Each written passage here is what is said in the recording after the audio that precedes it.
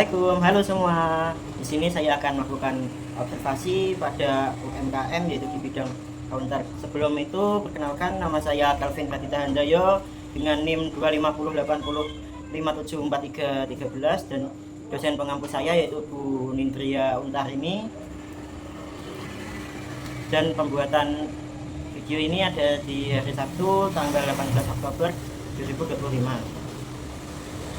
Tujuan dan alasan saya memilih observasi ini karena observasi ini menganalisis bagaimana UMKM counter menjalankan kegiatan usahanya dalam era globalisasi, mulai dari pemanfaatan teknologi dan pengaruh pasar global, bentuk kepemilikan usaha dan karakter kewirausahaan, hingga penerapan fungsi manajemen. Hal ini penting untuk memahami cara counter adaptasi terhadap perkembangan zaman, mengelola operasional secara efektif, serta mempertahankan daya saing di lingkungan bisnis yang terus berubah.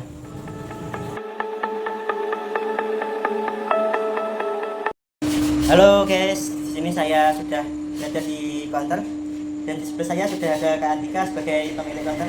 Halo Kak Andika. Halo. Bagaimana kabarnya Kak hari ini? Alhamdulillah baik. Oke Kak, di sini saya akan observasi penelitian di tugas saya yaitu di UMKM.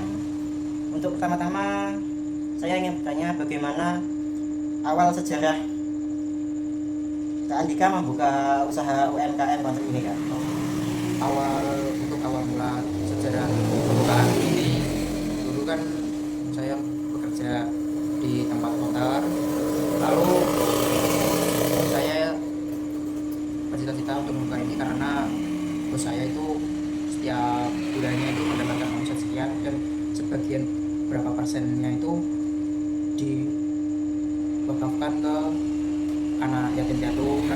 Dari saat itu saya beringinan untuk seperti bos saya supaya mendapatkan omset berapa yang sebagiannya itu dikasihkan ke anak yatim piatu.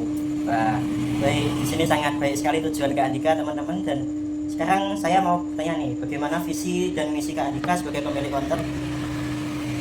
Kalau visi dan misi saya itu membanggakan kedua orang tua dan agar saya bisa membiayai kuliah dengan uang sendiri dari hasil ini, dan untuk kedepannya itu semoga counter saya ini semakin berkembang dan semakin maju, semakin ramai. Amin. Nah Kak Andika, di sini saya ingin observasi dari penelitian dari kampus tentang konsep bisnis dalam era globalisasi. Nah, menurut Kak Andika, bagaimana usaha UMKM counter menanggapi pasar global atau perkembangan teknologi serta praktik etika bisnis dan tanggung jawab sosialnya? Nah, untuk counter, tanggapan saya itu UMKM counter perlu beradaptasi dengan perkembangan teknologi dengan cara memperluas layanan digital, kayak seperti top up wallet, token listrik, atau jual beli pulsa yang secara online. Selain itu, counter juga harus menjaga etika bisnis seperti kejujuran, harga, dan tetap loyal di tengah kompetisi global. Seperti itu. Nah, Kak Andika, di sini saya akan observasikan ke teori yang kedua yaitu tentang lingkungan bisnis global.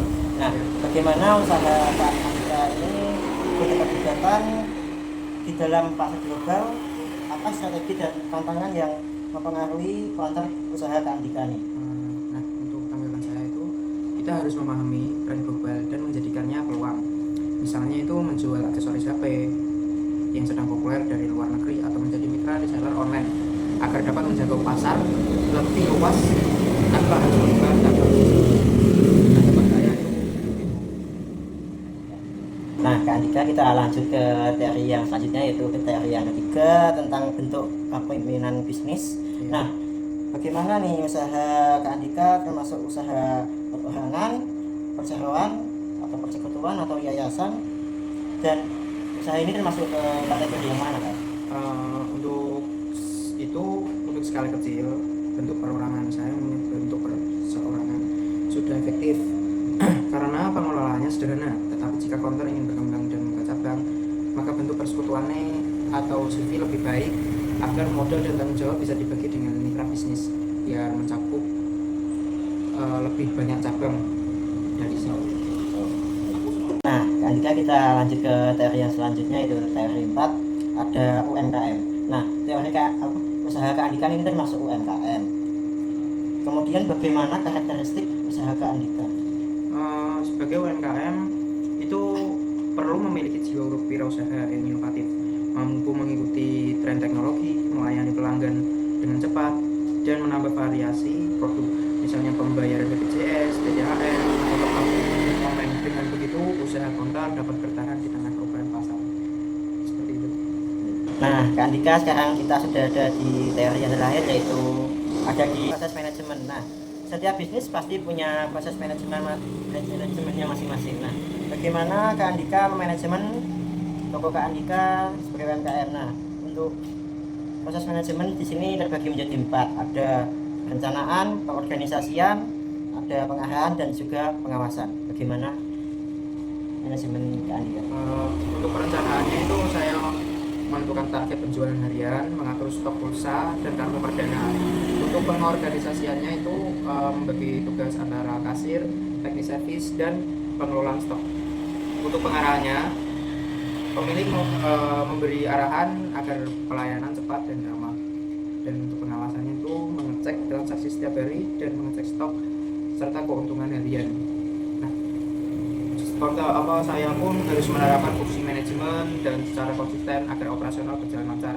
Pengawasan penting dilakukan setiap harinya untuk menghindari kesalahan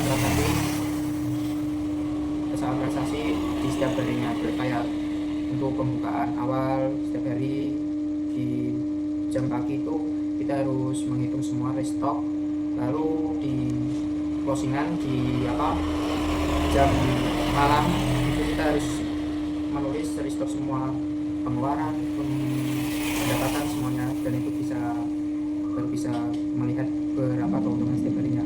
Seperti itu. Baik, kita sudah menerapkan 5 teori dalam usaha UMKM model ini di usahanya Kak Andika, dan semuanya sudah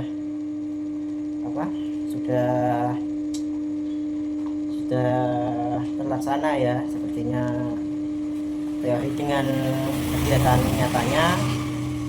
Nah, kemudian kita akan lanjut ke pembahasan yang selanjutnya. Nah, menarik banget kan usaha konter ini teman-teman. Jadi saya akan menarik kesimpulan serta saran yang telah diberikan oleh Kak Andika, yaitu UKM usaha konter memiliki peran penting dalam memenuhi kebutuhan komunikasi dan transaksi digital masyarakat. Berdasarkan hasil pengamatan, usaha konter sudah berjalan dengan baik dalam memberikan pelayanan seperti penjualan pulsa, namun masih terdapat kendala seperti manajemen keuangan yang belum tertata, promosi yang terbatas, dan kurangnya pemanfaatan teknologi digital secara maksimal.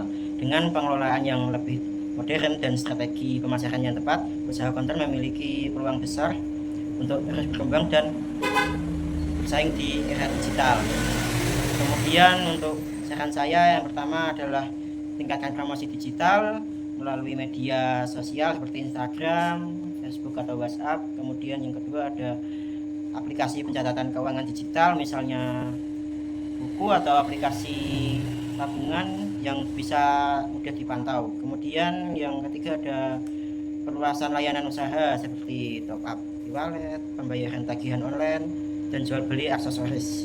Kemudian yang keempat ada peningkatan layanan pelanggan dengan menjaga keramahan.